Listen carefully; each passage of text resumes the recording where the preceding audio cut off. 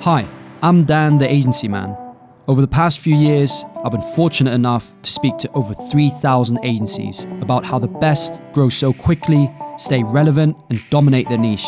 And the one thing I found they all have in common is the confidence to say no.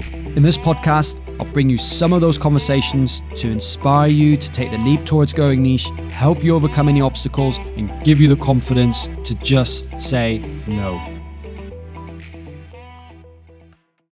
Before we jump into our very first episode of our new podcast, Say No, what I'd like to do is, first of all, thank you all who are listening, our entire community of agency owners at the Agency Collective, for giving me a purpose. Helping you guys be proud of your businesses really fulfills me, gives me a purpose, and makes me happy.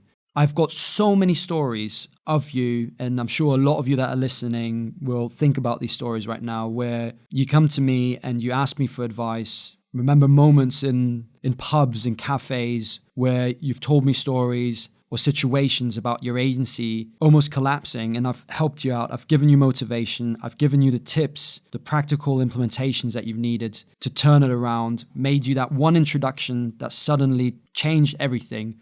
And I get the call a week later telling me, thank you so much for all your support. That really gives me purpose. That brings me joy. This is why I'm running the Agency Collective. None of this would be possible without you, our members at the Agency Collective. So a big thank you. But also, none of this would be possible without the original founders of the Agency Collective. Some of you know my story, and I speak very openly about it. I ran my agency into the ground. I did everything an agency owner could do wrong. But at the same time, I'm super grateful that Peter Czapp, Paul Bulpitt, Spencer Gallagher, and Peter Hall put trust in me to lead the Agency Collective and give me another chance at making my next business a success. Applying all of my previous learnings that I had and talking openly about them so that you don't have to make the same mistakes that I made. But most importantly, Pete, I know you'll be listening to this. Thank you for everything you've done for me along the way. You're a remarkable person, mate, and working with you every day is helping me become the best I can be at work and in life. Thanks so much for your inspiration. And for everyone or anyone that doesn't know Peter Czapp, go and check him out online. He's the founder of the Agency Collective and the founder of the Wow Company, and he's amazingly inspirational, and I'm sure he'll inspire you as well.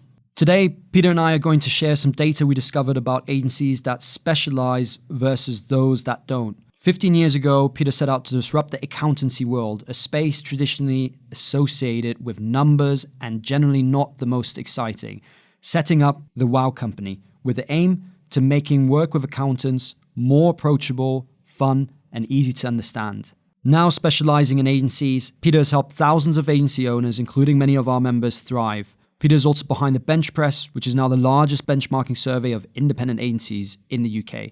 We talk about the insights we uncovered in the last report, benefits of specialization, and what next if you're looking to specialize or are already a specialist looking to capitalize on your expertise.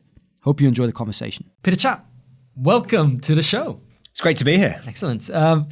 Recently, we had a conversation, you and I, and we looked at a couple of things around agencies, and we found something. We discovered something that made you and I think very differently about the way agencies should be run. I'm sure everyone that's listening to this right now will also, after discovering what we discovered, think the same thing. So, should we reveal it? We should. I just want to tell a little story though beforehand. So okay. I've been doing this for over 15 years now. I've been working with agencies for a long time, and I've seen lots of things over the years. I've seen agencies that have been phenomenally successful, and I've seen agencies that have really struggled. And I've always been fascinated by the difference between those two groups. And I discovered something recently that, as you mentioned, changed the way I think about that top performing group. So I've always had a hunch, and there's been lots of anecdotal evidence that says that those agencies that specialize do better than those that are a generalist. And that anecdotal evidence came from the hundreds of accounts that we produce for agencies each year. It came from stories that I used to hear from our members here at Agency Collective around those that were growing quicker and that were doing better tend to be the ones that were more specialist. But I was really curious whether the data backed up this hunch that I had. And so I sat down with our business analyst at WOW, and we looked at the benchmark data from nearly 1,000 agencies now across the UK. And what we discovered was really interesting. And I'm just going to refer to my notes here because I want to get these stats absolutely right. But yeah, go for it. The first thing that we discovered was a trend towards agencies becoming more specialist, or to be specific, using more specialist terms in the way they describe themselves. So last year, 40% of agencies described themselves as generalist. This year, that figure dropped to 29%. So less than a third of agencies now are describing themselves as generalist, and more are using specialist terms to describe themselves. But that's only part of the story. The next bit is really, really interesting. So what we discovered was the agencies that are specialist, there's two key things that are happening with them. Number one, they grow quicker. So if you're a specialist agency, you will grow quicker than if you're not. The second thing that's really interesting is that they're more profitable, quite a bit more profitable. And again, I've got some really key stats because I just want to give some context to this. And I'm just going to again refer to my notes so I get these absolutely right. So we looked at data from nearly 1,000 agencies, and we discovered that specialist agencies grew quicker.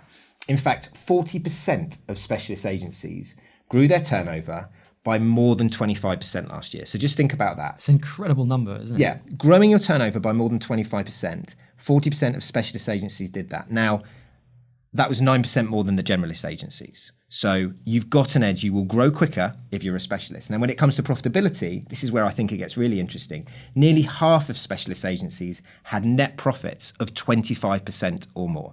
So just think how hard it is to make profit in the world we live in right now. And imagine a net profit of 25%. And 47% of specialist agencies are achieving that compared to just 38% of generalist agencies. So this is really interesting. So in terms of the data, what's the average net profit percentage? So that changes as agencies get bigger. Naturally, makes sense. Because as agencies get bigger, the percentage or the amount of overhead, the amount they're spending on overheads increases. So what's interesting is gross profit tends to increase as you get bigger, but net profit as a percentage tends to decrease. What we did is to completely make it fair and normalize the data. We looked at the complete sample size. We made sure there wasn't any we were comparing like with like, and across those two sample sizes, one with specialist agencies and one with generalists, the specialists came out as clear winners of net profit. That's incredible. I guess at this stage, what will be really interesting is to define what specialist actually means, because a lot of people are listening going like, okay, well, what do you mean? Do you mean an industry niche? Do you mean a skill set niche? Do you mean myself as a person being a specialist? What do we mean by that? And we had a chat about this as well, and we obviously looked at the data, and we know that some of the people have responded to those questions as well. And just for the purpose of this whole series that we're creating and everything that we're going to be sharing with all of you going forward, this is really mainly relevant for independent agencies. I think that's a really important point to say, because absolutely. Because the thing is, as you get to the larger sizes of agencies, the big groups and so on, they can't really call themselves specialists anymore, because what they do is they effectively have a whole group of specialists, right? Of specialist agencies that come together. So this is really relevant for everyone that's listening right now who's an independent agency and essentially has a specialism in two areas. One, skill set. So let's say a design agency, and two, a niche in the industry. So for example, you could be a specialist designer or design agency in the luxury sector. So that's how we're defining it, right? Yeah, absolutely. And I think we've both seen examples of agencies that have absolutely nailed it in either one or both of those areas. And I think that's where it gets really interesting. If you can become a true specialist and become a specialist in terms of your skill and in terms of your niche, well, that's where it gets really interesting. And I talked earlier about the agencies that we've worked with and that we've seen, and something that I'm really curious of, because I've got a few examples myself, but I know you've got some you've had some really interesting conversations recently. The agencies that do really well on this, that really nail their specialism, what do you see them doing? What do you see the benefits of doing that? Kind of like, I guess, the so what test. Well, I've talked about the profitability and the growth rate, but what are some of the other benefits that you see in those agencies that absolutely nail this? I think that's a really good point. And the great thing is, as part of the series, we're going to be highlighting some of these case studies. I'm really excited about that as well. I mean, we've got people like Chris Donnelly from Verb, who you know as well, who's a specialist in the luxury sector. Now they are at a size now where they're starting to buy agencies and bring more into the mix, so they're sort of more full service. So maybe they're not full-on specialists, but they actually are, because they have been working in the luxury sector since the start of their agency, right? Now, what's interesting from their perspective is they have an incredible focus when it comes to their brand positioning, when it comes to their sales, when it comes to their marketing, when it comes to the qualification of their clients. So when you're looking at it purely from your own brand's point of view and from the perspective of sales and marketing, everything just aligns. And I remember having this conversation a while back with, do you know Mark Mason, right? Yeah. Yeah, and he sold, I think, 3 or 4 agencies, and he said this thing when I talked to him. He said, "Stick to your knitting," and I loved that. And what he meant was that every single agency that he set up was a specialist agency, because it meant whenever he allocated budgets towards marketing, it was all focused heavily on that specialism. He didn't go to any networking events that weren't relevant to that specialism. He didn't organize any events that were irrelevant to that specialism. So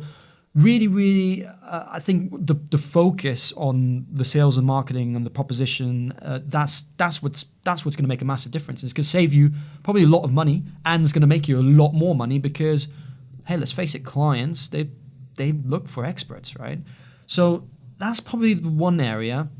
There's another area, and I know we're going to be covering this as well in one of the future episodes where we chat to Ian from Mando, and there's a couple of other people that we have at the moment that we're looking at interviewing as well, which I'm really excited about.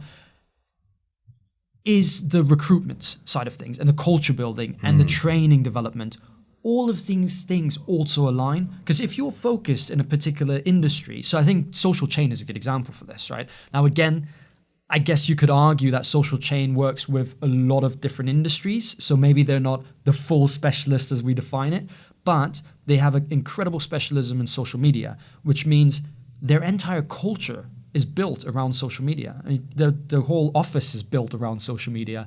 The way they attract people is through social media. The way they do their marketing is through social media. The training that they do is all focused on social media. They don't train people on becoming technical developers and social media experts. They don't train them on being branding experts and social media experts. It's purely social media. I think branding maybe is a bit of an overlap, but technical definitely. That definitely is another area that I see specialist agencies outperforming generalist agencies, just because they're more focused. What kind of other areas have you seen? I love that focus, or that reminder about the power of focus. It's something that someone mentioned to me, I think within the first 2 or 3 months of setting up WOW, they talked about the power of focus, and it's never left me. And I see that with all our clients, and it impacts in other areas too. It impacts in terms of the marketing they do and the clients that they picked up. By the way, no one's ever going to win an award and stand on stage and say, look, the secret to my success is that I was a generalist. I honestly, I'm so successful. The reason I'm successful is because I picked up any client and did absolutely anything for them. Yeah. So that's never going to happen. All of these successful agencies that we've seen are really focused, and it helps them pick up clients, because if you can be really clear about who you want to work with, because by the way, if you can't, it's really hard. It's almost overwhelming if you are a generalist, because who do you want to work with? Well, who could you work with? Anyone. Well, where are they? Anywhere. Well, where do you want to start with your marketing? And it just becomes overwhelming, too big. So by narrowing that focus, it helps you in terms of the ability to pick up clients. But my goodness, it helps you in a couple of other key areas as well. Pricing, right? This is really, really interesting. So many agencies are finding it challenging right now, in terms of getting paid for what it is that they're worth. You know, there's been a lot of talk about charging for the value that you're giving to clients as opposed to having your price knocked down by the client. And that's really hard, almost impossible if you're a generalist agency, because you're a commodity. They can go and get that from elsewhere. But if you're a specialist, again, either a specialist in terms of the niche or a specialist in terms of the skill set that you have as a business, that pricing conversation suddenly starts to flip around. And if you can get to a point where the client can only buy what it is that you have to offer from you, well, then suddenly you can charge what you want, like literally charge what you want, because they cannot get this elsewhere. And that's where it starts to get really interesting. So in the research we've done, we've noticed the specialist agencies charging more, which in turn leads to more profit. And that gets reinvested and they become more and more specialists. They go on this journey. So one of the interesting bits about that agency journey as well is the potential end game. And that's when becoming a specialist starts to, I guess you start to see the really true benefits of that. Because again, if at some point in the future, you are thinking you maybe want to sell your agency, just maybe, or at least want to build an agency that gives you the option of doing that. And by the way, that's a really smart thing to do, to build a business that works without you, that gives you options, that's fulfilling for you, but also gives you the opportunity to exit at some point in the future if you decide that that's what you want to do. And by the way, just alongside that, I love the Blair Enns philosophy about building a business that you work in for forever. But it's good to have options, right? Yeah, absolutely. So it's good to have options. So the thing about those options at the end of that journey, if you decide you do want to exit, there's not going to be an acquirer out there that's going to write in their strategic plan and says, do you know what I'm looking for? I'm looking for a generalist. I want to buy a generalist agency that does a little bit of everything, please. That's what's going to complete our world. No, they're going to look for a specialist. They're going to look for, again, specialist in a niche or specialist with a skill set or potentially both. And if you have that, the value of your business will increase dramatically. And you can go from selling your business to actually someone wanting to buy you. And there's a very, very big difference, certainly in the amount that you get paid at the end of the day, between you having to sell your business and someone wanting to buy you. If you're a specialist, people will want to buy you. If you're a generalist, they won't. You're going to have to sell. And there's a big difference as to the money you get at the end of the day. So there's so many reasons why this is a good idea.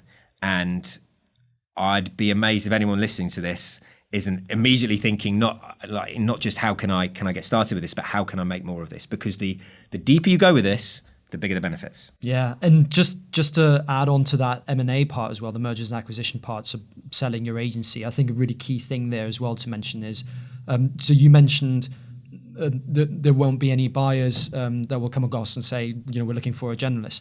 Absolutely not. There might be a few people listening and being a bit cynical and going, I want to question everything these guys are saying. And you might think of the agencies that have got to like the £5 million turnover and £1 million EBIT and ended up selling, but there were more generalist agencies.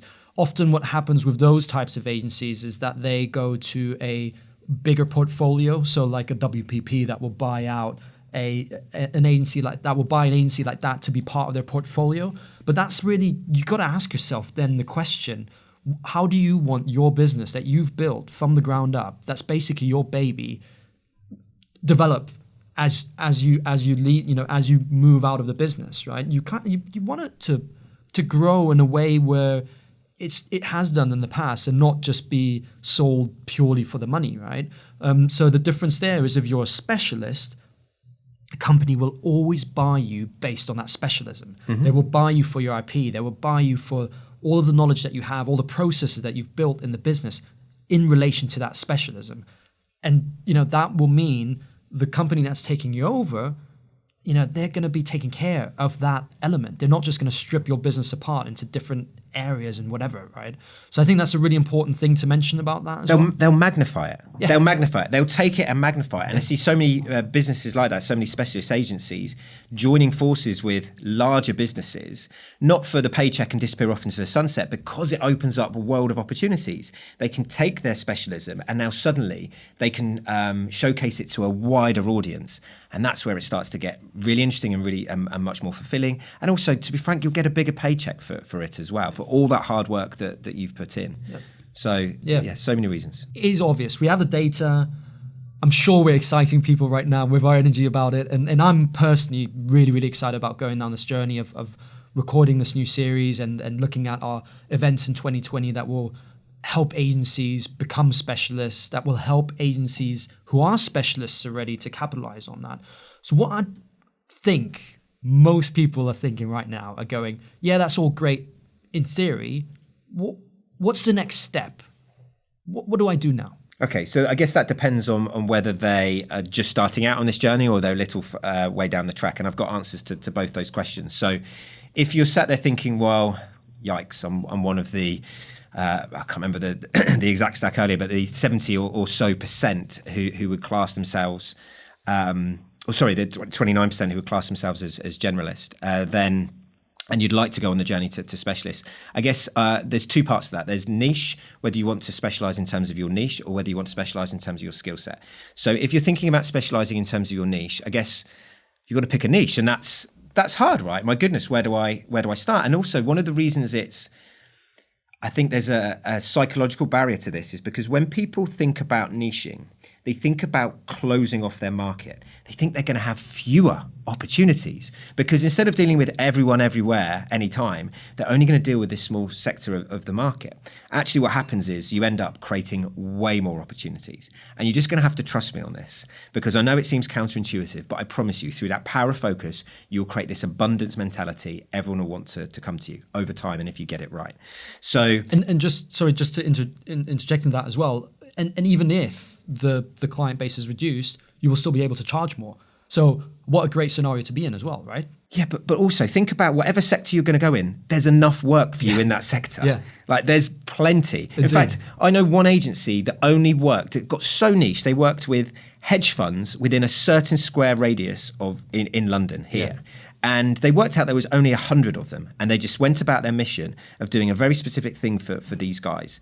And they absolutely cleaned up because they knew who their clients was. They were very tight geographically. They were very tight as a community, and they didn't need the whole market. They only needed a handful of them, and I'm sure the same will apply when you look at you or whoever's listening to this. Look at your niches.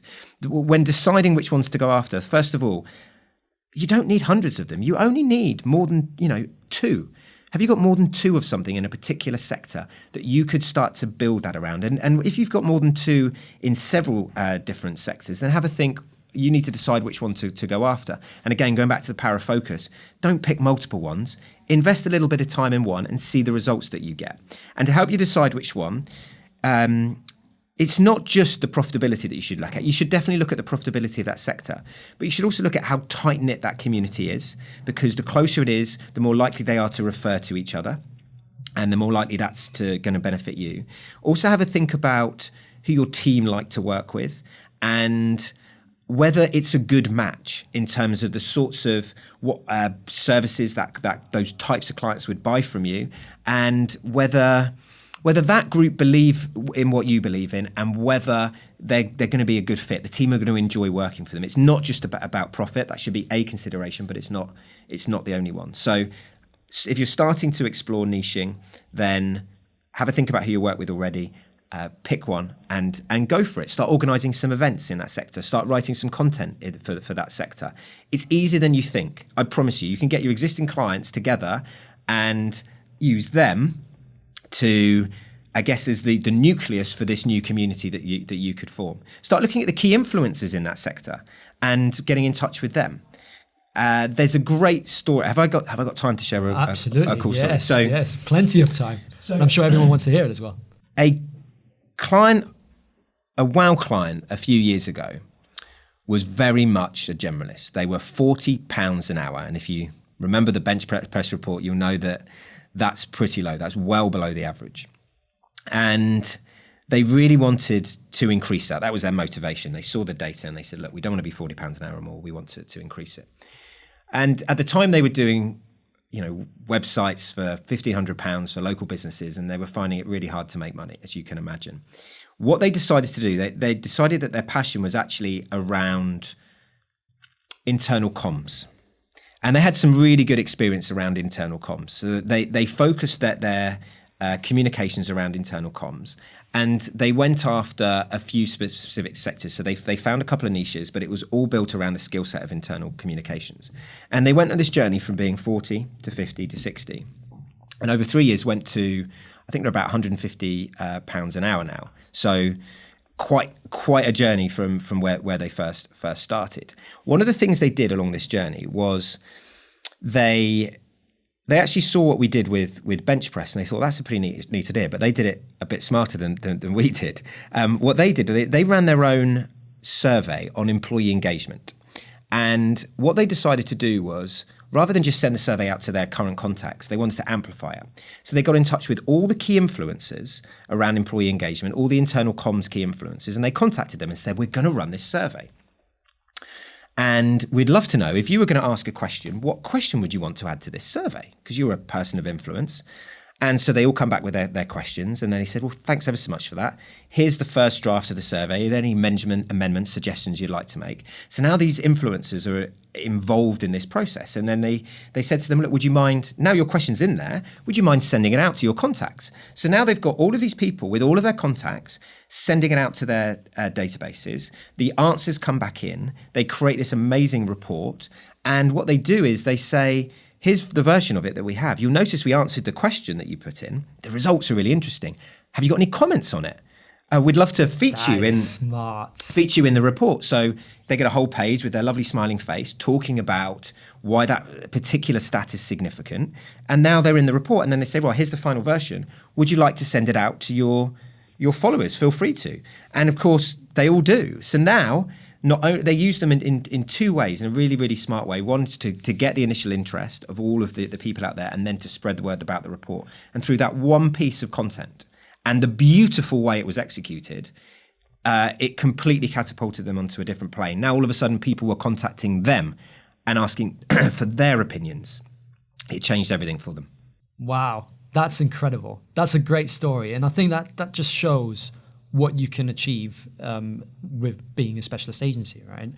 What I'd like to also cover is the agencies that are listening right now who are going, yeah, cool, we've done that already. We're already a specialist based on your definition.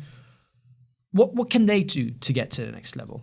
What are some of the practical tips that you have for them? Okay, so I have a challenge for anyone out there who's listening to this thinking, well, I'm already a specialist. I've got this nailed. You haven't. Let me tell you haven't. There's always the next level. There is always the next level for this.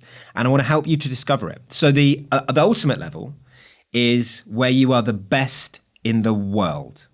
You are the best in the world either for your niche, or you're the best in the world for your skill. Or, to really unlock the super duper level, you're best in the world for both for niche and for skill. And my challenge to everyone listening to this is to think, well, what could I be the best in the world at? And what would need to be true for that to happen?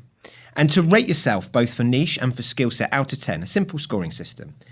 How would you rate yourself in terms of your on your journey to being best in the world? And then what's the next step you could take on that journey?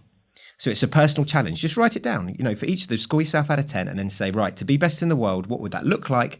And what's the next step for me to take? And if you ask yourself that question every 6 months or so and take a step on that journey, I promise you the rewards will be amazing, and the journey will be a load of fun too. It will be really, really enriching. It will take you to places that you wouldn't necessarily have discovered. It'll be a lot of fun. I love that. And I always reference this in my talks about this particular topic and becoming an expert. But there's that Sushi Master in Japan, Jiro, the Sushi Dreams, I think the documentary is called. And he's probably in his 90s now, and he's done that for 70 years. He's had a sushi restaurant, which is the first 3 Michelin star sushi restaurant. And it's a small, little tiny restaurant with the most basic setup, but he comes into the restaurant every single day thinking, how much further can I perfect this little tiny bit of tuna that's going to go on this rice? How do I position it? How do I make it look great? How do I make it taste great? Who do I need to work with as partners? So he says something really interesting. He says he only works with people who are equally specialists in the various areas. So he won't just go to a fish market and go to one fishmonger that basically provides all the different fish. No, he'll go to the tuna specialist, or he'll go to the yellowfin tuna specialist, and he'll know that that person or that company has worked with yellowfish tuna for the last 40 years, and therefore he knows he's going to get the best of the best. So you probably enter this massive elite group of organizations, of companies as you go through this process. And I really encourage everyone that's listening to have a think about that, challenge your own thinking about it, no matter which stage you're at, and always see how can you get better. Pete, thank you so much for coming on to the show. I'm super excited about this series. I'm super excited about what we've got planned for 2020. I'm sure you are too. So look, this is just the start, Daniel. So there are so many things coming up that will help people on this journey. I've got so many more stories of agencies that I've worked with over the last 15 or 16 years that have been on this journey. I can tell you things that have worked well, things that haven't, and you can get all of these by being part of the Agency Collective community. You can find me on Slack. I can find you on Slack for sure, and we will help people on this journey. It's going to be a lot of fun, and I can't wait to be part of it. Exciting. Look forward to it. Cheers. Thank you for listening. Now I'd love to hear from you. If you'd like me to interview a particular specialist agency, send them my way. Connect with me on LinkedIn, Dan the Agency Man, or send me an email to daniel@theagencycollective.co.uk. Also, please subscribe to the podcast to get notified when we release a new episode. I'm Dan the Agency Man, and you've been listening to Say No.